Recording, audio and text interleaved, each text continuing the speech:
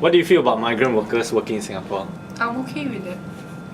They are needed to work in Singapore to do the jobs that Singaporeans don't want to do. They are good people that help Singapore build stuff. I think they are okay. I really respect them, but I think I feel that they are mistreated in a way. Like they don't have proper shelter and proper place to eat. I think they're very hardworking and they're always under the sun. So I feel like they are sometimes underappreciated for all the hard work they are doing. Do you feel that Singaporeans mistreat them a lot? Especially like their employers? Not that I know of. Do you think that they work very long? And do you think that they are underpaid for the work that they do? Underpaid? That's what they're paid to do. I think I would pay them the same amount of money. It's not like they got any qualification or anything, right?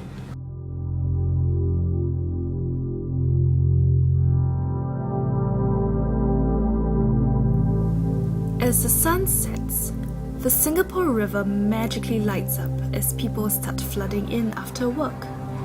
Clarke Quay is one of the most well-known places to hang out and unwind, with expats, locals and tourists coming together to party. It is the perfect place to be at if you desire to spend the night and have fun. You might think that clubs and pubs are the best places to be at to have fun, but in other parts of Singapore, there is a total different meaning to nightlife.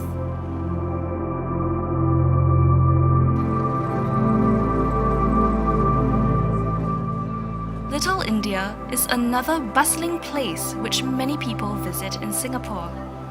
Expats, locals and tourists also flood the streets of Little India. However, many migrant workers spend a lot of their time there.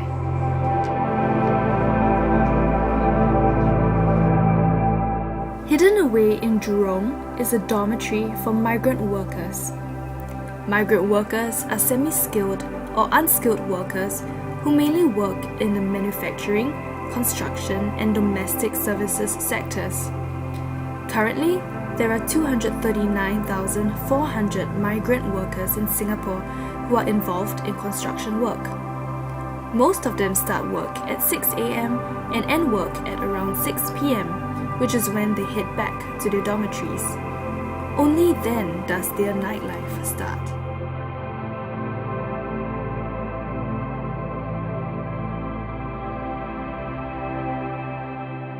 Okay, what is your name? Saravanan. How long do you work every day? Work hours, sir. 8 hours 8 hours. per day. What Yeah. time to what time? 8 to 6 lah. How much is your pay per hour? Hour per day, $30. So when you come back to Jalan Papan, what do you do at night? Night come after cooking. Okay. Cooking after shower. After you go the health serve. Talk to Skype, my wife, children. Skype. Yeah. So you play carom? You play carom? No, you don't play carom? What do you do for fun? To relax? Health serve only lah. You go house Army health serve. Skype Skype salah. Okay. You like staying here? Yeah. Staying here good? Good. Good This dormitory better than all. Okay. Where do you work? My work. Yeah, where you- Cabling termination. Okay, so what job do you do there? Cabling lah. Cable. Only cable lah. Where's your workplace? Jurong Island. Jurong Island. So how's your transport? Morning 6:45, my company arranged the lorry. Lorry. Then what time come back? 6:45 lah. 6:45 to come back. I wake up 6 o'clock after then go. Okay. Then you come back 6:45, 7 o'clock. Okay, then you cook your dinner. Then after that you Shower, I go there. then relax. Okay. Thank you very much. Okay. For most of them, this is the best time where they can hang out with their friends and fellowship over a few beers and some food, and perhaps even a game of carom or two. This is how they unwind after a long day of work. However, not every migrant is fortunate enough to be able to stay in a dormitory. So what do you feel about the living conditions of migrant workers in Singapore? Okay. Not that good, but survivable. I don't know. I think it's better than their home. Right? They are provided with the basic necessities. So right now we're actually at a bin center. As you can see, there are clothes hanging behind at the bin center. So let's just go inside. So we got some tips that some people are sleeping inside the bin center.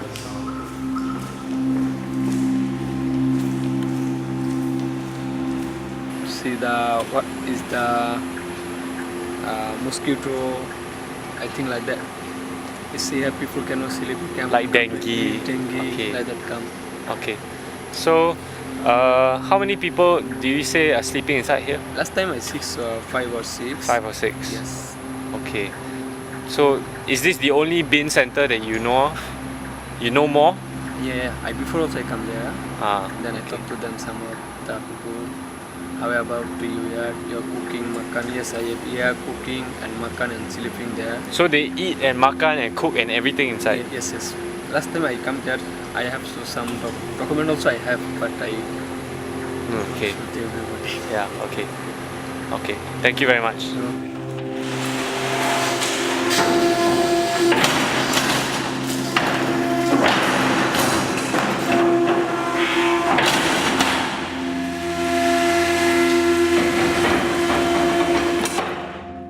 There are even more unfortunate migrants who have no place to stay. Some of these migrants get injured during work, and because of their injuries, their bosses choose not to provide for them and chase them out of their dormitories. Some of them get cheated by the agencies that send them there. Living on the streets can be dangerous and unclean, and also very uncomfortable. Li Xing, one of the migrants that HealthServe has reached out to, is one of the unfortunate migrants who used to sleep on the streets. This is his personal account. 我来新加坡做工，原因其实只有一个，我妈不是在国内，她那个患的那个糖尿病，已经是怎么讲？医生去看了很多次医生，他说已经是到了晚期了，但是家里边又穷。后来我听说我的一个朋友啊什么，人家来到就是新加坡，人家做工了，人家赚了点钱，比在国内好。后来我通过就是那个朋友，我问了一下人家，让人家给我介绍了一下，完了就是那个考试通过了。考试通过了，就是在新加坡我朋友这边走了一个公司，就是我们在的这个展会公司，介绍了一下，花了2万5过来干了2个多月，受伤了。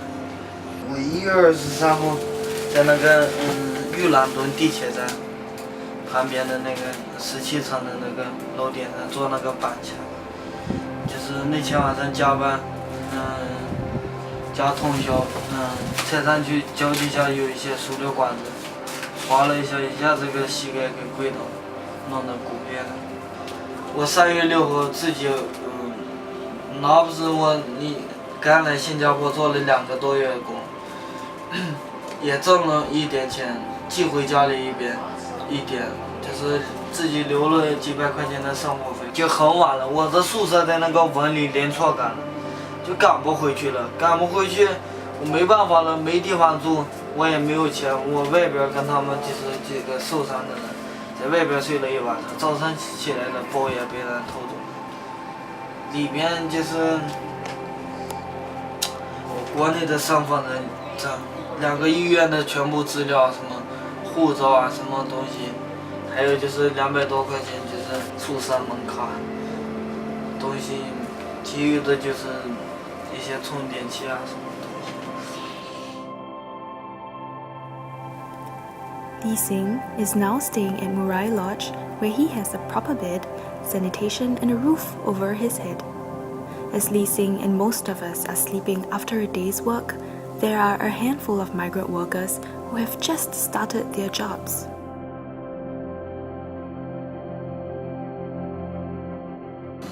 我们呢来中国江苏。到新加坡呢，来了大概有马上快3个月了，3个月，就在后边就厂工。我们的公司呢就杨兄弟，英文就养不了人，养不了。那个我们做工呢，就是说了，白天做，晚上啊做，事情下来呀、就通宵的做。上次有一次做了，连续做了28小时，28小时，第二天老板还叫我们加班，晚上10点半了叫我们加班。我说这太累了。那么你看外头这个板墙，没有灯光，你看外边10点半开始加班的时候还要加班，我们就累啊，我就不能再去了，太辛苦了嘛。晚上没灯光我不去，老板就发火，不行就回家。你看，不行就我们回家了。老板这么态度，他叫我们自己出机票，我们就自己出喽。这么安全，不安全叫我们回没回喽，就自己会考虑赚钱，性命也重要的。他不顾新加坡的法律，对不对？叫我们做，叫我们死，对不对？回家可以。说你们拿机票拿来，他没有钱，我没有钱，对不对？没有钱吗？ These guys start their shift at around 10 p.m. and end at 6 a.m. Construction at night means bad lighting, and that could mean very dangerous work. We speak to the director and co-founder of HealthServe, Mr. Tang, on the plight of the migrant workers who are exploited and are in bad living conditions. Another aspect of exploitation happens when workers pay large sum of money to agent and they are not being housed properly. Unacceptable accommodation is another way in which these workers are at risk in terms of their health and their living conditions. And we know of cases where these workers are actually being housed in bin centres all over Singapore. And just imagine if they eat, they live and they sleep there every day of their lives, how dehumanizing that can be.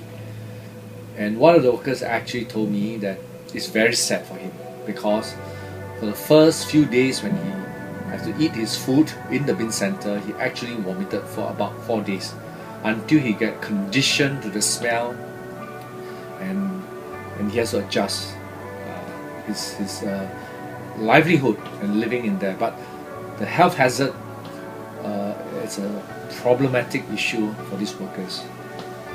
So I think acceptable living condition is an important aspect of migrant health, and so that they can find proper rest and they have the proper sleep so that they can work for the next day.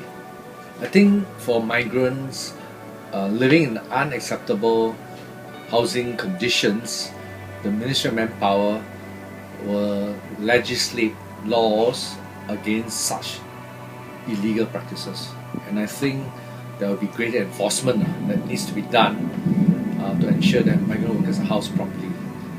But on the whole, I think there must also be a public awareness, public education, so that Singaporeans and workers know that this is an important part of treating our workers, migrant workers well. Low-wage workers, because they work for very low salaries, they are normally not respected in Singapore.